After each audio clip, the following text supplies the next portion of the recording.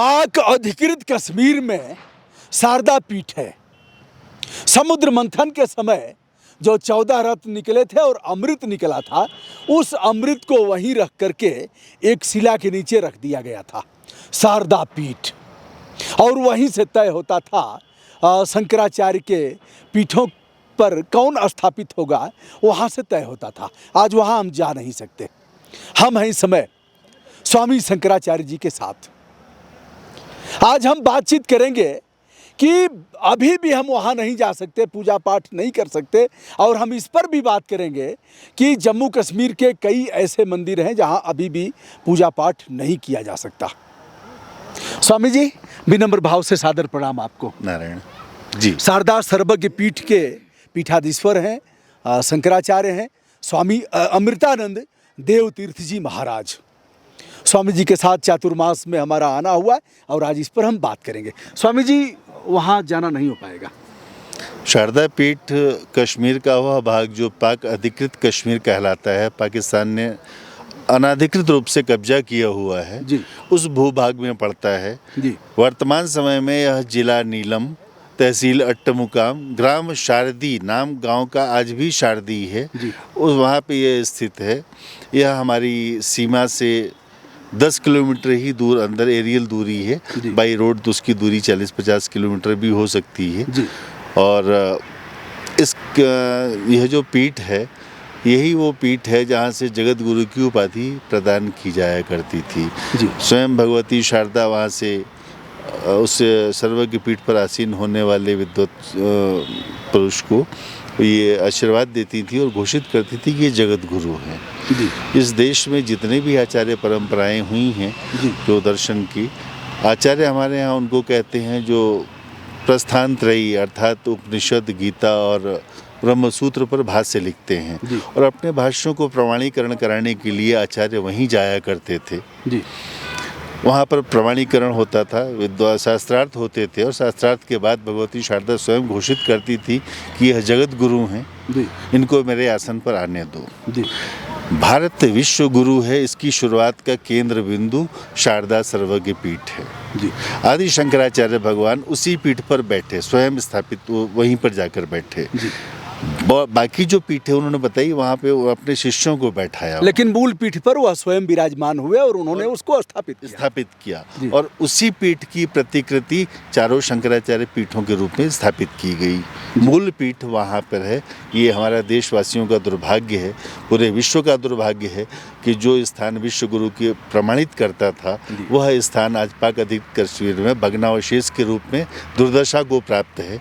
वहाँ किसी प्रकार की कोई केयर नहीं हो रही है और यहाँ यह भी उल्लेख करना आवश्यक है कि 22 फरवरी 1994, 15 मार्च 2013 दो बार सर्वसम्मति से भारत सरकार की संसद ने यह प्रस्ताव पारित किया है निर्विरोध कि पाक अधिकृत कश्मीर हमारा भूभाग है, अभिन्न भूभाग है और हमको उसको किसी भी हालत में वापस लेंगे।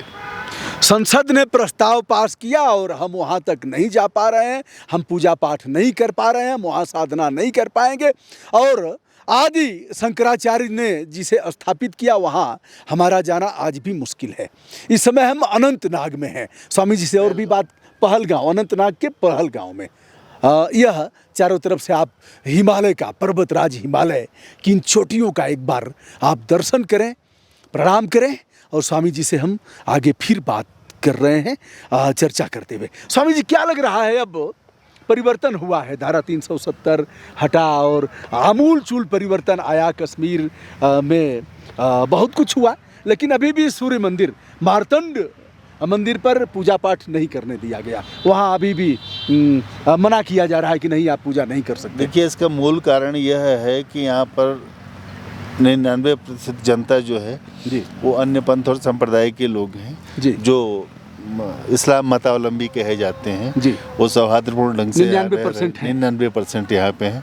यहाँ तो 1% भी जो लोग बाहर की सर्विस करने आते हैं उनका है, तो उनका संबंध मंदिरों से, तीर्थों से सिर्फ एक टूरिस्ट की तरह, पर्यटन की तरह होता है, कुछ समय के लिए होता है। स्थायी रूप से देखरेख करने के लिए यहाँ स्थानीय समन्वय बनाने की आवश्यकता है और जब तक यहाँ पर गुरुकुल और संस्कृत विद्यालय और वेद विद्या के विद्यालय नहीं खुलेंगे तब तक उन मंदिरों की देखरेख करने की सुचारू व्यवस्था संभव नहीं है, क्योंकि बाहर से आके कोई करेगा नहीं। स्थानीय जब तक छात्र नहीं होंगे, स्थानीय लोग नहीं होंगे, कश्मीरी पंडित जो यहाँ के थे वो उनका एक्सोडस पूरी दुनिया जानती है।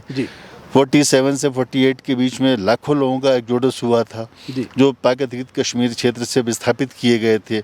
उनको 70 वर्षों तक भारत का नागरिक नहीं माना गया, जम्मू कश्मीर का नागरिक नहीं माना गया। उन्होंने तमाम तरह की दुर्दशा आज भी वो झेल रहे हैं। मूल रूप से शारदा क्षेत्र से वही विस्थापित लोग हुए थे और आज वो 14 लाख की संख्या में हैं। अभी भारत सरकार ने पार्लियामेंट में एक्ट पास करके उन लोगों के 8 सीटें मनोनीत करने का निर्णय लिया है। ये बहुत ही स्वागत योग्य कदम है और मुझे लगता है कि जो पाक अधिकृत कश्मीर के विस्थापित लोग हैं, जिस प्रकार से तिब्बत की सरकार को गवर्नमेंट इन एग्जाइल में पिछले 60 वर्षों से चलाया जा रहा है और वो अपनी आवाज़ पूरी दुनिया के फोरम पे उठाते हैं, उसी प्रकार से पाक अधिकृत कश्मीर के लोगों के द्वारा गवर्नमेंट इन एग्जाइल की स्थापना गवर्नमेंट को करनी चाहिए, जिससे कि अंतर्राष्ट्रीय मानवाधिकार आयोग से लेकर के और अंतर्राष्ट्रीय कोर्ट तक उनकी आवाज़, अपनी आवाज़ खुद उठाएंगे और अपनी लड़ाई लड़ेंगे। वो वहाँ के लोग हैं, वहाँ के भूगोल से, वहाँ के इतिहास से, वहाँ की संस्कृति से परिचित हैं, वो ज़्यादा बेहतर बता सकते हैं और इस लड़ाई को आगे बढ़ाने में उनका बड़ा सहयोग उपयोगी होगा। एक बात। दूसरी बात यह है, इस देश की परंपरा रही, इतिहास रहा है कि जब भी यहाँ किसी क्रांति का, आंदोलन का सूत्रपात हुआ है, उसके पीछे धर्म ही रहा है। 1857 में भी जो क्रांति हुई थी, क्रांति की शुरुआत हुई थी, उसके पीछे भी धार्मिक भावनाएं आहत करने का ही मूल कारण था।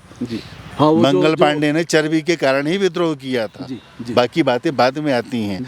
यह जो शारदा पीठ है, यही पाक अधिकृत कश्मीर के भारतीय संसद के संकल्प को पूरा कराने का केंद्र बनेगी और भारत सरकार को उस पर ध्यान देना चाहिए। स्वामी जी, कब तक लोग आते जाते रहे, कब तक पूजा पाठ होता रहा? 49 तक वहाँ मेला लगता रहा है, ऐसी सूचनाएं हैं, रिकॉर्ड हैं, अभिलेख हैं कि 1949 तक यह मेला 5 दिवसीय वहाँ लगता था। भाद्रपद शुक्ल पक्ष तृतीया से लेकर भाद्रपद शुक्ल पक्ष अष्टमी तक यह मेला लगता था। अभी जो कार्यक्रम हम लोगों ने 2 दिन पहले संपन्न किया है, वो 4 तारीख को, 4 सितंबर को इस वर्ष भाद्रपद शुक्ल पक्ष अष्टमी थी, इसको शारदा अष्टमी कहते हैं। इसी दिन वहाँ पे सबसे बड़ा मेला लगता था और पूरे देश के लोग आते थे, दुनिया के लोग। शारदा अष्टमी को मेला लगता था और उस मेला का उनका एक व्यक्ति भी नहीं जा पाया वहाँ। इस वर्ष तो छोड़िए, पिछले 50 और 70 वर्षों से कौन जा रहा है वहाँ पे, किसी को जाने, क्योंकि समस्या यह है कि यहाँ के स्थानीय लोगों को परमिट दिया जाता है वहाँ जाने के लिए, जिनके रिश्तेदार हैं, लेकिन जो श्रद्धालु हैं उनके लिए इसकी कोई व्यवस्था नहीं है। अब यहाँ पे प्रश्न ये है कि जब वो विवादित क्षेत्र है, तो जैसे बाकी क्षेत्रों में कॉरिडोर बने, कॉरिडोर की बात चलती है, तकनीकी रूप से यह संभव इसलिए नहीं है कि वो डिप्लोमेटिक लेवल पे जब तक सरकार आस्था के प्रश्न को उठा करके इसका समाधान न निकाले, राजनीतिक रूप से इसका समाधान इसलिए संभव नहीं है कि पाक अधिकृत कश्मीर कहता है, पाकिस्तान कहता है कि वो मेरा क्षेत्र है, भारत कहता है मेरा क्षेत्र है। आप प्रस्ताव देंगे तो वो नहीं मानेगा, वो प्रस्ताव देगा आप नहीं मानेंगे। इसलिए यहाँ पर कॉरिडोर बनने की संभावना, जिस तरह से करतारपुर कॉरिडोर बना पाकिस्तान में है, करतारपुर कॉरिडोर पाकिस्तान में, लेकिन यह तो आसानी से हो सकता है। नहीं, यह विवादित क्षेत्र है। यह जो क्षेत्र है पाक अधिकृत कश्मीर, पाकिस्तान कहता है मेरा है, भारत कहता है मेरा है। तकनीकी इसमें समस्या ये है कि जो हमारे यहाँ 1914 सितंबर 1974 को भारत और पाकिस्तान के बीच में Indo Pak religious shrine protocol agreement sign हुआ था दोनों देशों के प्रधानमंत्रियों के बीच में, उसमें जो तीर्थ क्षेत्र पाकिस्तान के और हिंदुस्तान के डिफाइन किए गए हैं, सूची है उनकी, और उसमें ये कहा गया है कि वहाँ के लोग यहाँ आ सकते हैं, यहाँ के लोग वहाँ जा सकते हैं इन तीर्थों पे। उसमें पाक अधिकृत कश्मीर का कोई भी क्षेत्र डिफाइन नहीं है। अच्छा। मैंने RTI से यह पत्र सरकार से पूछा, उन्होंने लिखित में मुझे जवाब दिया है कि शारदा पीठ पाक अधिकृत कश्मीर में, इसलिए इसको सूची में डालना संभव नहीं। स्वामी जी, क्या मान्यता है, जैसे देवासुर संग्राम हुआ था और उसमें अमृत कलश वहाँ गया, यह क्या है? समुद्र मंथन में जब अंत में अमृत कलश निकला, उसको लेकर देवताओं और दैत्यों में संघर्ष छिड़ गया जो 12 वर्षों तक चला। इस संघर्ष की अवधि के दौरान जो 4 जगहों पे एक एक बूंद गिरी, उन 4 जगहों पर आज भी हम कुंभ मनाते हैं और हमारी ये मान्यता है कि उस काल विशेष में ग्रह स्त्रियों के विशेष दशा में वहाँ पर अमृतत्व का प्रादुर्भाव होता है और लोग उस अमृत को प्राप्त करने के लिए वहाँ जाते हैं। वह संघर्ष समाप्त हो, इस आशय से ब्रह्मा जी ने शारदा को यह आदेश दिया कि तुम इन लोगों की मति भ्रमित करके यह कलश अपने हाथ में ले लो और सुरक्षित रख दो, वरना ये सृष्टि क्रम बिगड़ जाएगा। तो उन्होंने अमरकुंड, मधुमती और कृष्ण गंगा नदियों का जो संगम है वहाँ पर अमरकुंड है, उस अमरकुंड में इसको छुपा दिया और स्वयं अपने एक हिस्से को शिला बनाकर उसको ढक लिया। अच्छा। उसी शिला को सर्वज्ञ पीठ कहते हैं। कालांतर में जब आदि शंकर भगवान गए तो उन्होंने एक चंदन की वहाँ मूर्ति भी लगवा दी थी। अच्छा। लेकिन वहाँ पर उस शिला को ही पूजने की परंपरा रही है। और इस विश्व में, देश में कोई भी मत, पंथ, संप्रदाय, विचार कोई भी स्थापित करना चाहता था लोक मान्यता के लिए, तो पहले उसका प्रमाणीकरण उसी स्थान से होता था और वहीं पर जगत गुरु की उपाधि प्रदान की जाती थी। जितने आचार्य हुए हैं हमारे यहाँ, आदि शंकराचार्य भगवान हुए, रामानुजाचार्य हुए, रामानंदाचार्य जी हुए, वल्लभाचार्य, ये निम्बारकाचार्य जी हुए, ये सभी लोगों ने अपने मूल ग्रंथों का प्रमाणीकरण, भाष्यों का प्रमाणीकरण वहीं पर जाके कराया। यही संप्रदाय हैं जिनके अनुयायी, जो परंपरा के आचार्य लोग जगत गुरु लिख सकते हैं, लिखते हैं। लेकिन लौकिक माना अधिकृत रूप से शंकराचार्य परंपरा के ही आचार्य जगत गुरु लिखने के अधिकारी हैं। बाकी लोगों को, उनके आचार्यों को उपाधि मिली, उन्होंने अपने अनुयायियों को अधिकृत नहीं किया कि आप ये पद लगा सकते हो।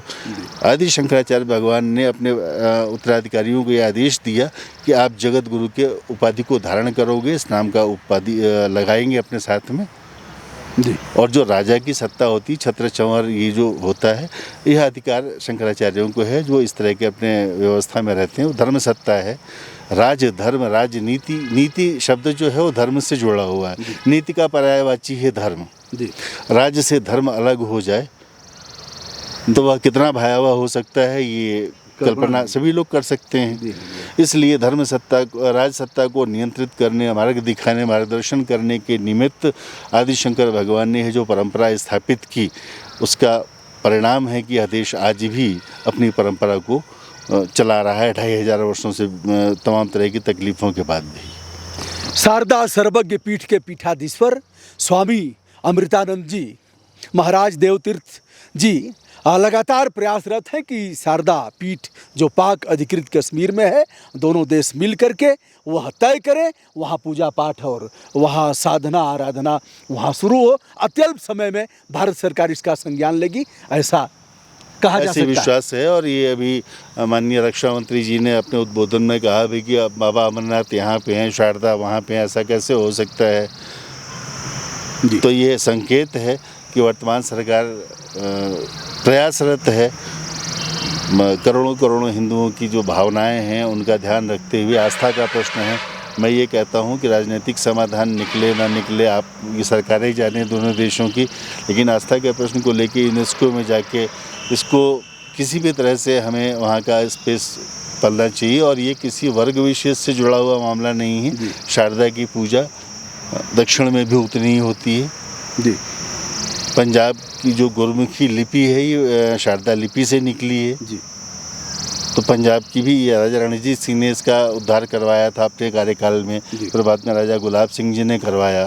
तो कहने का आशय यह है कि ये बहुत महत्वपूर्ण स्थान है और भारत विश्व गुरु है, इसका प्रमाण है कि शारदा पीठ आपकी है जी।